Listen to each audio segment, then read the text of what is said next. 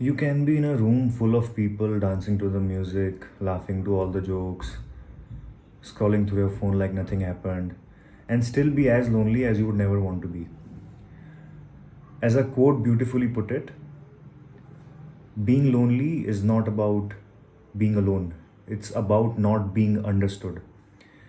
जब हम ऐसे लोगों को देखते हैं जो डिप्रेस्ड हैं या लोनली हैं या एनजाइटी से गुजर रहे हैं, तो उनका प्रॉब्लम ये नहीं कि उनके आसपास उनको और लोग चाहिए।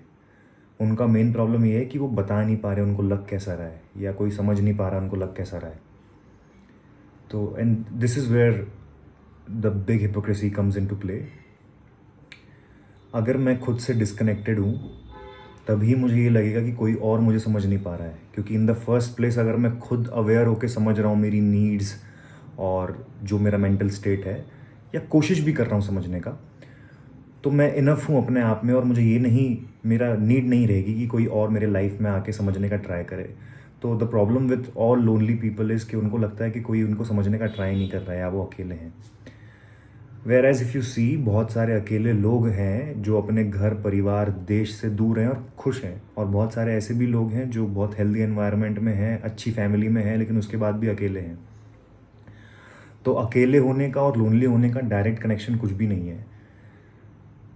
अगर आप डिस्कनेक्टेड हो खुद से, आप खुद के प्रेजेंस में सेफ फील नहीं करते या कंफर्टेबल फील नहीं करते, तो आप खुद के सेल्फ को अबेंडन करना चाहोगे और वहाँ से फियर क्रिएट होगा। और वहीं से ये हिपोक्रेसी आती है कि मैं खुद को नहीं समझ रहा हूँ तो कोई और आ जाए मेरी लाइफ में और वो मुझे समझ जाए। इससे एक और बात ये ऑब्जेक्टिवली हम बोल सकते हैं कि हिपोक्रेसी और फियर को एग्जिस्ट करते हैं। जहाँ हिपोक्रेसी होगी वहाँ फियर होगा ही होगा। इनफैक्ट जहाँ फियर होगा, फियर के बाद ही हिपोक्रेसी आएगी, क्योंकि फियर ही हिपोक्रेसी लाता है। बात करें अगर रेजोनेंस की, तो हाँ, मैं मानता हूँ कि कोई ऐसा होना आपकी लाइफ में जो रेजोनेट करे आपकी फीलिंग्स को, इम्पॉर्टेंट है। मतलब चाहिए, सबको चाहिए। और रेजोनेंस जब मिलता है तभी हमको इमोशनली सीन फील होता है। लेकिन इसका मतलब ये नहीं है कि अगर हम लोनली हैं तो किसी और की जिम्मेदारी है हमको आके सेफ फील करवाने की। सबसे बेस्ट पार्टी ये है लोनली होने का कि आप खुद प्रेजेंट रह के खुद के साथ खुद की नीड्स को समझ के हेल्दी स्टेट में आ सकते हो। Psychology on the other hand बोलती है कि we are wired for connection. Philosophy बोलती है कि we are fully alive only when other mind reflects us. तो मैं इस बात से बिल्कुल डिनाई नहीं करूँगा कि life is actually worth it जब आपके पास कोई ऐसा इंसान हो जो आपकी फीलिंग्स रेजोनेट करे और आपको ये फील करवाए कि आप इमोशनली सीन हो या इमोशनली एक्सेप्टेड हो।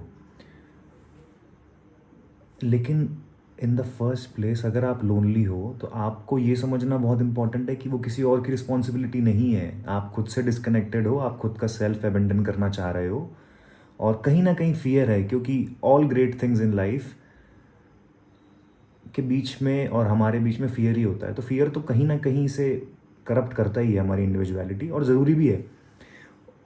मेरे को ऐसा भी लगता है कि द ग्रेटेस्ट प्रॉब्लम हमारी और ग्रेटेस्ट फ्यूल, मतलब सबसे अच्छा फ्यूल और सबसे बड़ी प्रॉब्लम, दोनों फियर ही है इंसान के जीवन में। और ये भी एक हिपोक्रेसी है, और ये हिपोक्रेसी भी फियर के प्लेस से आ रही है, बिकॉज आई डोंट वांट कि मैं फियर को अंडर एस्टिमेट करूँ। तो ये उस जगह से थॉट आ रहा है। एनीवेज, मैं उस चीज़ के ख़िलाफ़ में नहीं हूँ कि भाई हेल्दी रिलेशनशिप कुछ नहीं होता, अकेले ही रहो, अकेले एकांतवास में चले जाओ, आइसोलेट कर लो, वही अल्टीमेट ट्रुथ। मेरे को ऐसा नहीं लगता। हम आस पास हैं, सोशल एनिमल्स हैं, तो बहुत इंपॉर्टेंट है कि एक लविंग हेल्दी रिलेशनशिप में जाएं हम और अपने बेटर हाफ के साथ जीवन काटें। लेकिन उसका मतलब ये नहीं है कि आपकी लोनलीनेस कोई इंसान आके ठीक करेगा। मैंने ऐसे भी लोग देखे हैं जो बहुत परफेक्ट रिलेशनशिप में है लेकिन फिर भी लोनली हैं, तो वो खुद से डिस्कनेक्टेड है। इसलिए अवेयर बनना चाहिए सबको और अच्छे से खुद की प्रॉब्लम्स एड्रेस करो।